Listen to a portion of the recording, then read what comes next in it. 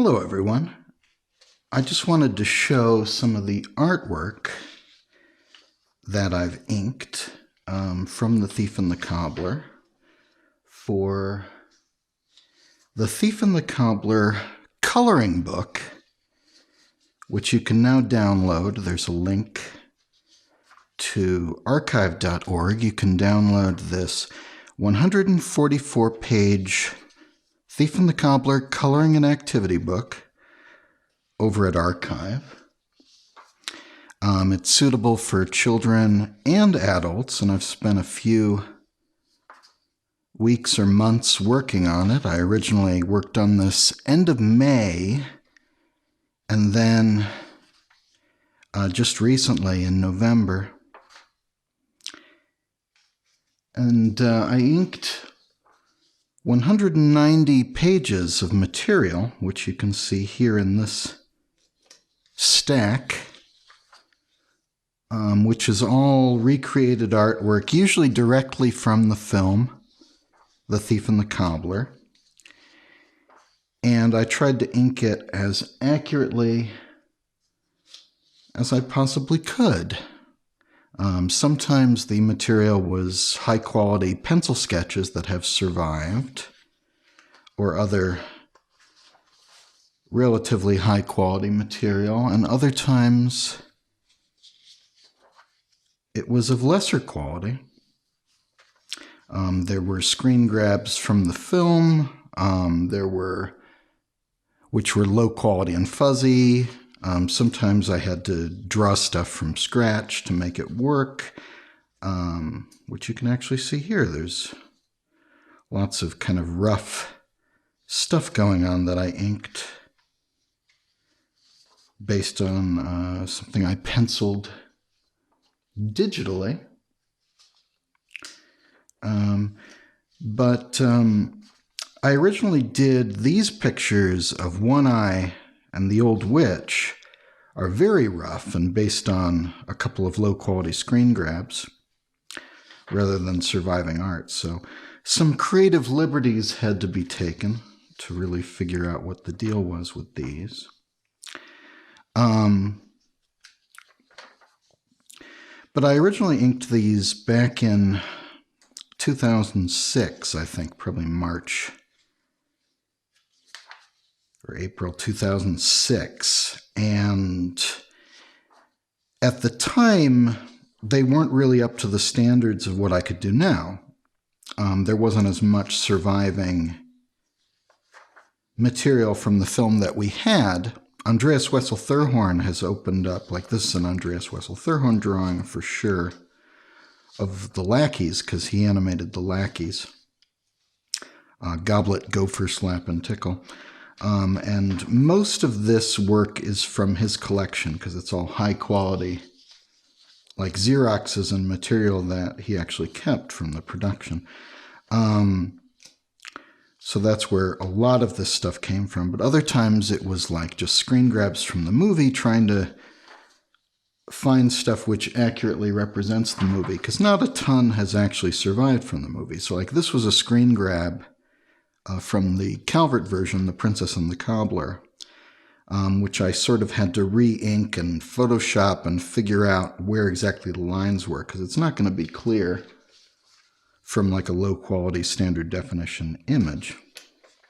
But like this Fido was a surviving drawing, and this Chief Ruthless and I think Ghoulie are from a surviving cell, except I've changed Ruthless's face. But like this was a surviving storyboard that's in the work print of the wedding. So it's not very clear. It's a little rough, and I just kind of had to take a little artistic license here to make it work. Like this Ruthless, there's a surviving color cell which I blew up, but this, like, he's got a different face here, I think, to give him the right expression. And this is a screen grab of Ruthless, which is from a Calvert scene and is not very clear, so there had to be a little bit of artistic license taken to figure out exactly what you'd want in this image. So when I originally did these drawings back in 2006, you've probably seen the old recobbled cut posters and the images because they're so widely distributed online whenever you see someone talking about this film. This is very rough, like I couldn't even figure out what to do. There's all kinds of like lines in the wrong places, which I had to digitally fix. But this is based on one of the rough storyboards, screen grabbed from the actual work print. So it's just low quality all over, but I wanted this pose. So I had to do digital fixes on this and sort of use a lot of creative license and ink over it. Whereas this is something of the Cobbler running, which is, I think was a very small Xerox on a sheet from this whole scene, which Dick Williams did.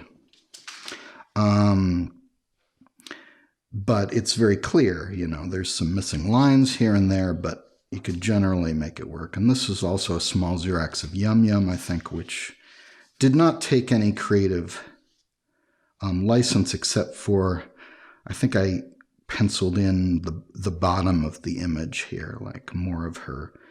Usually I have to do her feather and then maybe the top of her head and then just like her shoulders and stuff like that. So back in 2006, when I did this material, when I inked this material originally, and I inked a lot less material back in 2006, but I did ink a bunch of material, it wasn't as possible to get high quality results. I was printing out these kind of blurry color images, screen grabbed from the film, which were already low quality. And then you kind of print them out light in black and white on a sheet of paper, and it gets very fuzzy in the printout process. And then when I put it on a light table and try to trace over it so I can ink it, it got a lot fuzzier. So I was really kind of guessing. And I don't think I was inking them as large as this either. This is from an actual surviving drawing, this of One Eye on His Throne, and there's maybe like 8 drawings to make up that whole thing. And I think this is also, this one of the Thief is like 3 drawings to make that work. And I think I'm being very careful about it. But I'm using multiple sheets of paper for one image, except for this. This is actually just one, I think, storyboard from the, no, it's a pencil drawing from the work print that I've kind of blown up to one sheet, which wasn't very clear reference anyway, but is clear enough. But anyway, I'm blowing these up onto multiple sheets of paper. Sometimes there's 2, like with this King Nod, or sometimes there's up to 8. Like this tack is 2 pages, I see, and is from a surviving drawing. And this zigzag looks like 2 pages from a surviving drawing. But sometimes it's like 3 or 4 or 5, 6, 7, 8 drawings. This is a 2 drawing zigzag here. And then in post, in Photoshop, I go in and do it. So I'm working a little larger when possible, so that I can actually ink these kind of accurately. And yeah, it's usually at least 2 for a character, 2 pages. And a lot of times it's more.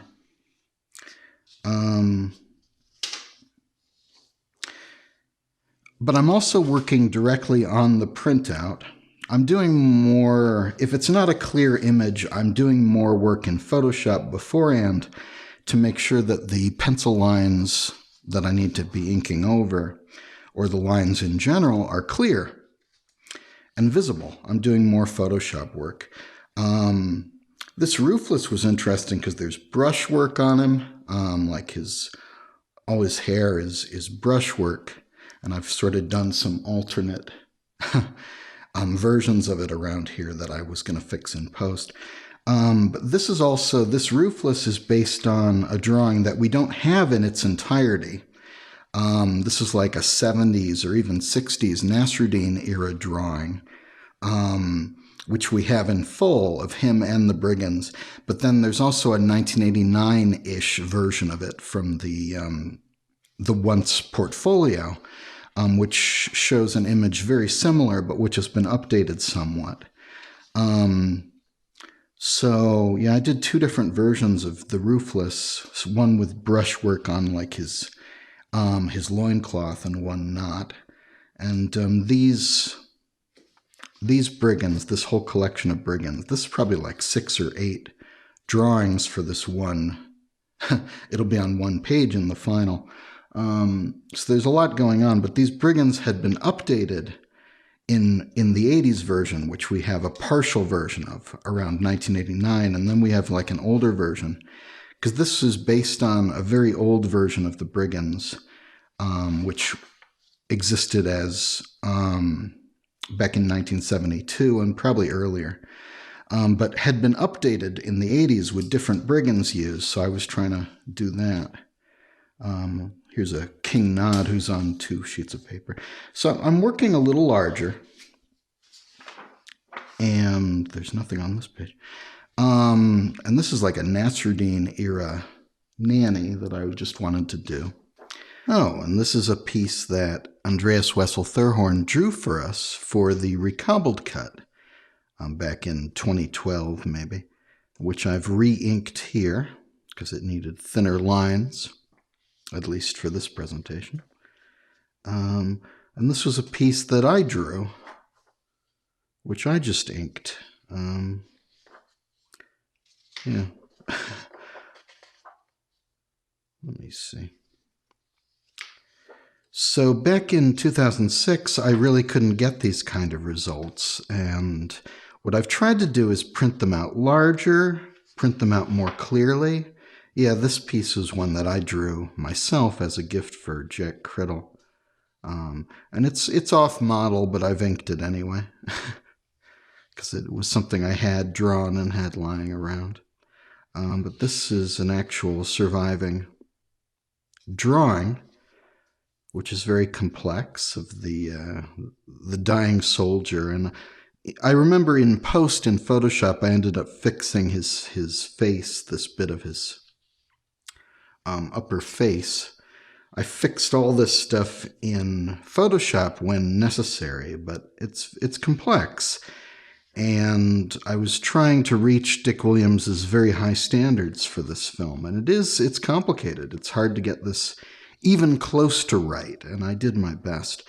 Oh, this was a one-eye that I drew based on a very low-quality reference, but we wanted an army of one-eyes that could match some of the shots where they basically, here's another one-eye army, but then you can take these into Photoshop and duplicate them, which is similar to the original where they used Xeroxing to sort of duplicate them, then inked or penciled, or I think inked actually, every one immediately. And I was still working on him because I didn't know exactly what the model was for these like one-eye army builders. And this one looks more like One-Eye himself, and I had to change that because then I found a more accurate drawing which looks just like a regular One-Eye soldier, so I redrew it a bit. But these were then duplicated as a whole big army, which is a little lazier than what they actually did in the movie, of course. They actually did bother to draw everyone individually, but they also did Xeroxing to figure it out. But it is pretty much the same drawing repeated over and over. They just redrew it. So I just repeated it over and over and over for my version, which is easier to do. But this, based on anything with the lackeys, was originally drawn by Andreas Wessel-Thurhorn, and I was working from surviving pencil drawings and doing my best with them. And this is just much higher quality than I could get back in 2006 when I was first doing these, because I was picking better reference or making the reference better before inking it. Making it cleaner, making it easier to see before printing it out larger, working from just better drawing. I remember this was really difficult. I had to work very small, and I should have printed these out bigger. I was kind of driving myself nuts with this because this is such a complicated drawing. And sometimes I will print out the faces larger so I can get more accuracy. Whereas something like the body, I think people are a little less concerned about. But I still had to go in digitally and make fixes to the body and stuff like that. But I'm also was working directly on the printouts that I'd created. So I have more accuracy in what I'm doing. And in this case, I printed out the hand larger. So the body, I'm working smaller. And then I can fix that in Photoshop and make it cleaner. But the actual hand and the head, I've blown up to almost fill the page. And so I can work on those larger and get the kind of quality that you need. Also here, this is like, I think a 2-image zigzag where the head and hands are relatively large, especially since this was originally a pretty small, like it was a printout. It was like not a printout, a Xerox that had been shrunk down. And this, like once again, I've worked on the body pretty small, but the head and the hands are printed out pretty big, so I can work on this. This was one where, yeah, I haven't printed this out on less good paper, but this brigand's fight with the nurse is based on a pretty rough pencil drawing, and which needed cleanup. So I wasn't exactly sure what I was drawing, but I just went with it. Like, I don't know if I cleaned it up in the exact same way that the Calvert film did.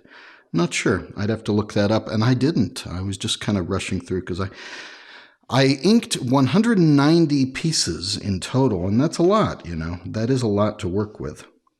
And I also had to do digital cleanup on every single one, and the end result was a 144-page coloring book, and I think most of that is original art. I think that's like maybe 110 pages of that are original art or something like that. There are like 30 pages that aren't.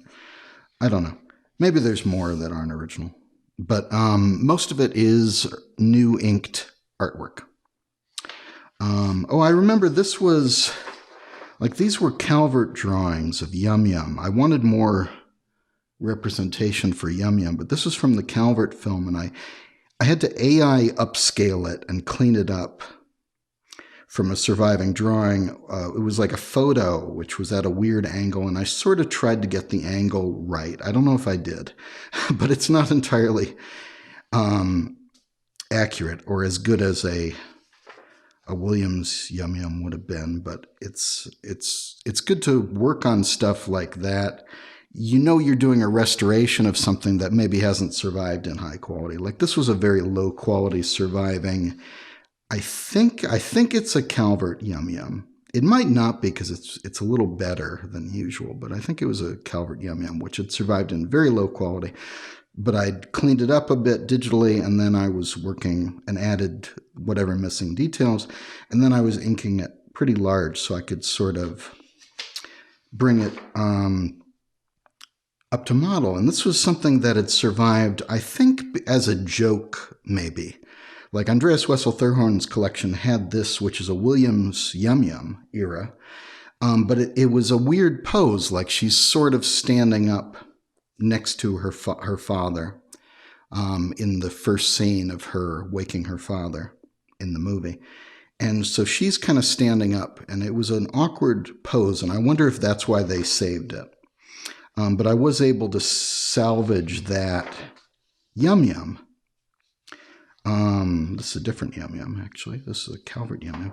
But I was sort of able to salvage this Yum Yum who was in sort of a weird half-standing, half-sitting position. And I just took King Nod out of the equation, added an extra arm and stuff like that, and her veil and whatever was missing. And I was able to salvage a few images of Yum Yum that maybe you wouldn't have seen otherwise, and make them more on model in some cases. Like these are just her legs and like one foot that survived in there. And there's a lot of like the lackeys, because Andreas Wessel Thurhorn had saved a lot of his artwork of the lackeys. And that was fun to show stuff that maybe isn't really obvious in the actual movie. of these characters and ink them. And I probably should have inked these larger, but this is also a pretty small drawing to begin with. And I remember I brought Tickle, I changed the way Tickle looks to be more on model and stuff like that. And I remember this image of the nurse beating up the thief is from the early production of the movie, from probably the 70s, maybe even the 60s. And so they had Xeroxed bits of this whole scene and had this image, and I thought this was nice to kind of bring it back from maybe a small Xerox, which had lost a little bit of its quality. But it was hard, you know, like this is a very technical drawing of like Zigzag's tower with lots of straight lines and stuff. And I remember using like a ruler on some of that and having to go in digitally and clean it up a bit and just sort of going through and accepting that it's not going to be perfect because the original film had very high technical standards and was very complex. And I'm just doing my best here because they had very good inkers and very good cleanup. Very high standards. I mean, I'm not kidding. This movie was really trying very hard. But I wanted to give that experience and sort of see what kind of art still existed from the movie or what we could pull out of the existing versions of the movie as screen grabs and clean up and redraw and just ink. Straight on the printouts, just inking it over that to a very high standard, as high a standard as I could get anyway. And I hope you enjoy it. Like, I remember this is towards the end of what I was doing, and there's lots of little notes to myself about where I screwed up on this horse, which I fixed. This horse reacting in pain, but there's lots of little, like, notes to myself that I screwed up. And I would clean up this stuff digitally to make it better in some cases, to make the circles more circular and the curves curvier and accurate. But for the most part, it's what I inked, and it gets assembled later. Oh, and this was inked over a very rough drawing of the thief and the cobbler.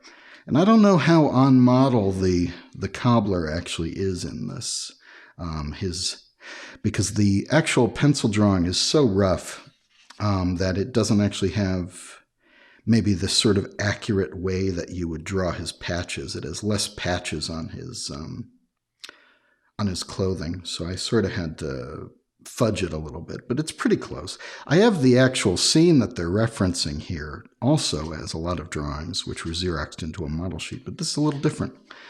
So I was just sort of this pre-production drawing. You can see I couldn't quite figure it out. I'm doing things wrong, which I fixed digitally. Like I redrew some of this digitally to figure it out because it was rough.